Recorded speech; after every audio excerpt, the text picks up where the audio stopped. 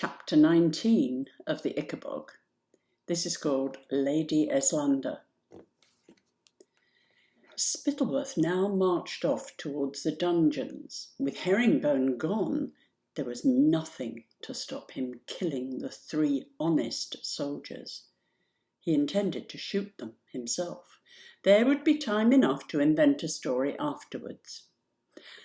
Possibly he could place their bodies in the vault where the crown jewels were kept, and pretend that they'd been trying to steal them. However, just as Spittleworth put his hand on the door to the dungeons, a quiet voice spoke out of the darkness behind him. "Good evening, Lord Spittleworth." He turned and saw Lady Eslander, raven-haired and serious, stepping down from a dark spiral staircase. "You're awake late, my lady," said Spittleworth with a bow. "Yes," said Lady Eslander, whose heart was beating very fast. I couldn't sleep. I thought I'd take a little stroll." This was a fib. In fact, Eslander had been fast asleep in her bed when she was woken by a frantic knocking on her bedroom door, and opening it, she found Hetty standing there, the maid who'd served Spittleworth his wine and heard his lies about Nobby Buttons. Hetty had been so curious about what Spittleworth was up to after his story about Nobby Buttons that she'd crept along to the guard's room, and by pressing her ear to the door, heard everything that was going on inside. Hetty ran and hid when the 3 honest soldiers were dragged away, and then sped upstairs to wake Lady Eslander.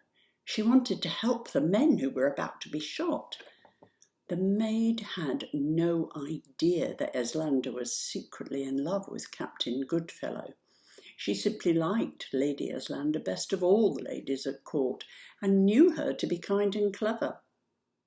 Lady Eslander hastily pressed some gold into Hetty's hands and advised her to leave the palace that night, because she was afraid that the maid now be in grave danger. Then Lady Eslander dressed herself with trembling hands, seized a lantern, and hurried down the spiral staircase beside her bedroom. However, before she reached the bottom of the stairs, she heard voices.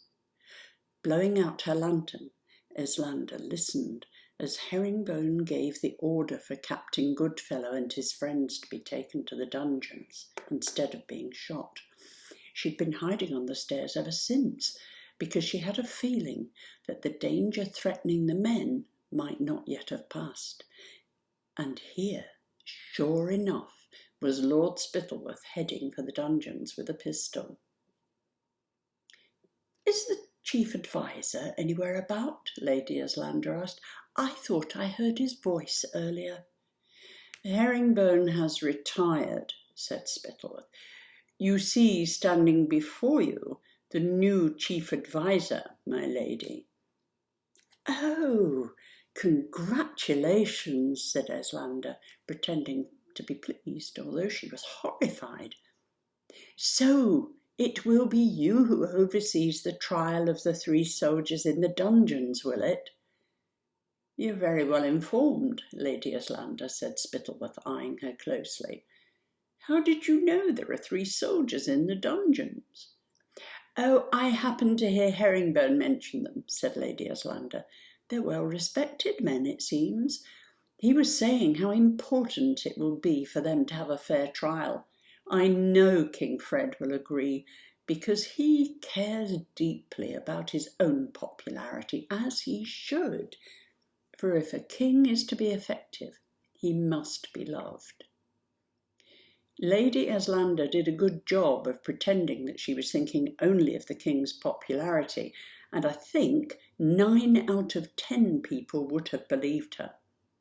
Unfortunately, Spittleworth heard the tremor in her voice and suspected that she must be in love with one of these men, to hurry downstairs in the dead of night in the hope of saving their lives.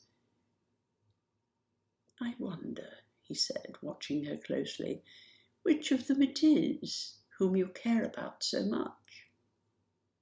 Lady Islander would have stopped herself blushing if she could, but unfortunately she couldn't.